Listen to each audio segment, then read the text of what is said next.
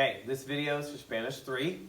I'm going to post a couple different videos by chapters. The first chapter is the first chapter of the workbook, Unidad Tres, Etapa Uno, U3E1, and it's in your workbook, pages 2 through 17.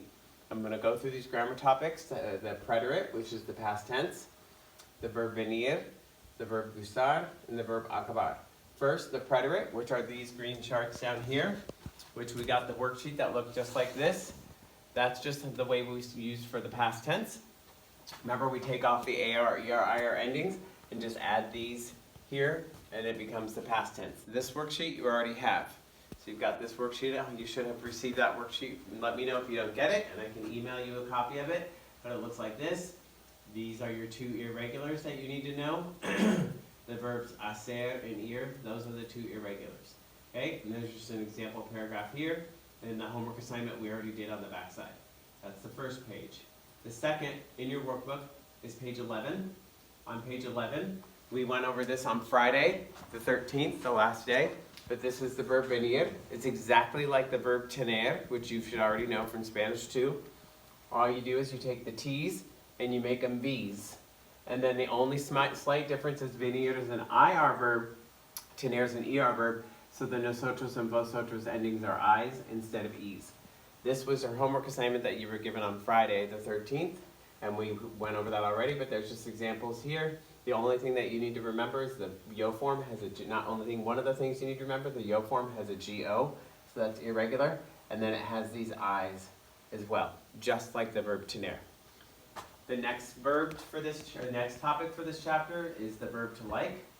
In your workbook, it has a page that looks just like this, and that is on page 13. So this is page 13 of your workbook. The verb to like, you should hopefully be familiar with that verb. Me gusta, te gusta, le gusta.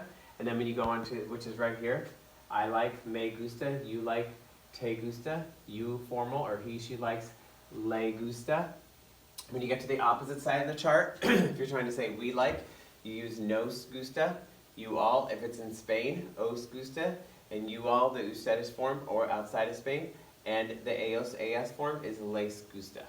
Okay, this page has notes with which you should hopefully be already familiar, but just a quick reminder, if you are going to walk up to someone out of nowhere and say, me gusta bailar, you know that it's I like to dance, because me, the yo form, up here in this upper left-hand box, only has one option. The same if you say te gusta. But if I just walked up to you out of nowhere and I said, le gusta bailar was the only thing I said, you wouldn't know who liked to dance because we've got multiple choices at the bottom box. He, she, and you formal. So you have to clarify, and you want to emphasize or clarify the person that you're talking about. So you're going to start your sentence or question with a, and then the name, like Juan, or the noun, like the police officer, or the pronoun, like she. And so then you're going to follow it up with the le, and then the gusta, and then whatever they like to do, or whatever is the noun that's here that they like. Okay, so for example, a Maria, Maria is the name. A su amigo, your friend, is the noun. A ella is the pronoun. So those are just examples. You have to do this exact same thing with lace as well, but you would just have a plural name, multiple names, plural noun, or a plural pronoun like eos or ustedes. That should hopefully be reviewed for you. The other topic that we're going over in this chapter is the notes at the end of the chapter, which are on pages over here, on page 15 and 16. Those pages has this, which has a review of the verb acabar, which we talked about on Friday the 13th. Acabar is to have just done something. So if you want to say, we have just studied, they have just eaten, you all have just read, then you're going to conjugate the verb acabar to match the subject, they, I, you, etc., followed by day, and followed by the infinitive. Even though it's something that already happened in the past, don't use these green charts. Use the present tense of the verb acabar, like right here, and like o, as, a, present tense, and then day, and then the infinitive of whatever it is they just did. Okay, so those are your notes and your grammar from the first chapter, U3E1.